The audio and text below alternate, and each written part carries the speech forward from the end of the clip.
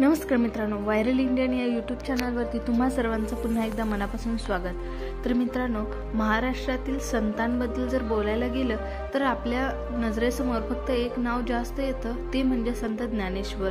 पण मित्रांनो, आज आपण या व्हिडिओमध्ये जाणून घेणार आहोत संत ज्ञानेश्वर यांचे छोटे भाऊ संत सोपानदेव यांच्याबद्दल।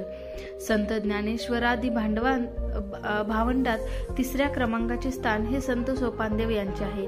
ते यांच्यातील सर्वात धाकटे भाऊ होते आणि त्यांच्या पाठीवर मुक्ताबाई ही त्यांची धाकटी बहीण।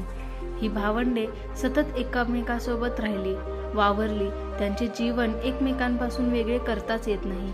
आपल्या जन्मापासून समाधीपर्यंत ती एकमेकांना सोडून राहिलीच नाहीत। जणू ही चार मानवी शरीरे असली तरी त्यांचा आत्मा एकच असावा, एवढे त्यांचे वावरणे एकात्म होते। तर मित्रांनो, आज आपण जाणून घेणार आहोत संत सोपानदेव यांच्या चरित्र आणि त्यांच्या जीवनकथेबद्दल। तर हा व्हिडिओ शेवटपर्यंत बघा आणि चॅनलला सबस्क्राईब केलं नसेल तर प्लीज चॅनलला सबस्क्राईब देखील करा। विठ्ठलपंत व रुक्मिणी यांच्या संत निवृत्तीनाथ व संत ज्ञानेश्वर यांच्या नंतरचे आणि संत मुक्ताबाई या बहिणीच्या अगोदरचे अपत्य म्हणजे संत सोपानदेव। आई वडिलांना देहत्याग केला त्यावेळी ही भावंडे लहान होती। सोपानदेवांचे वय तर आज अजाणतेच म्हणावे लागेल। अगदी संत ज्ञानदेवांनी ज्ञानेश्वरी अर्थात भावार्थ दीपिका लिहिली तेव्हा म्हणजे शके 1212 मध्ये त्यांचे वय अवघे 15-16 वर्षाचेच होते। सोपानदेव आपले थोरले बंधू निवृत्तीनाथापेक्षा 6 वर्षांनी तर संत ज्ञानदेवापेक्षा 3 वर्षांनी धाकटे होते, तर संत मुक्ताबाईपेक्षा 3 वर्षांनी ते मोठे देखील होते। संत जनाबाईंच्या अभंगास प्रमाण मानल्यास सोपानदेवाचे जन्म हा 1196 रोजी गृहीत धरावा लागतो। त्यांचे बालपण प्रारंभी आई वडिलांच्या छत्रछायेखाली गेले असले तरी हे प्रेम त्यांना अतिशय अल्पकाळ मिळाले होते। त्यानंतरचे त्यांचे बालपण निवृत्तीनाथ व ज्ञानदेवाच्याच सानिध्यात गेले आहे।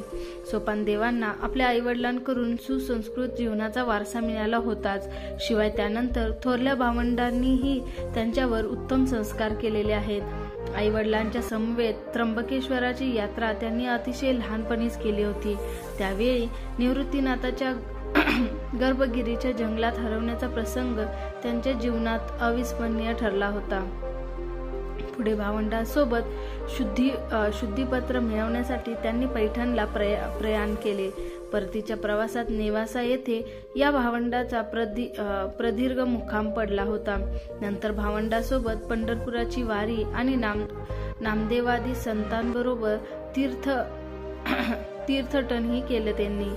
अशा प्रकारे त्यांच्या बालपणातच एक प्रकारची भटकंती करून जीवन कंठावे लागत होते। जर सोपानदेवाचे वय लहान असले तरी अध्यात्मातील अधिकारी पुरुष होते ते। निवृत्तीनाथ व ज्ञानदेवाच्या सहवासात राहून त्यांनी आध्यात्मिक व योगिक प्रगती साधलेली होती। त्यामुळेच त्यांच्याकडे वारकरी परंपरेतील अनेक संत आकर्षित होणे साहजिकच होते।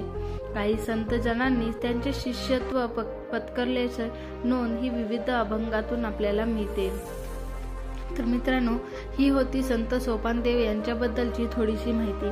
तुम्हाला हा व्हिडिओ कसा वाटला हे नक्की कमेंटमध्ये सांगा व चॅनलला सबस्क्राईब केलं नसेल तर प्लीज चॅनलला सबस्क्राईब देखील करा आणि हा व्हिडिओ शेवटपर्यंत बघण्यासाठी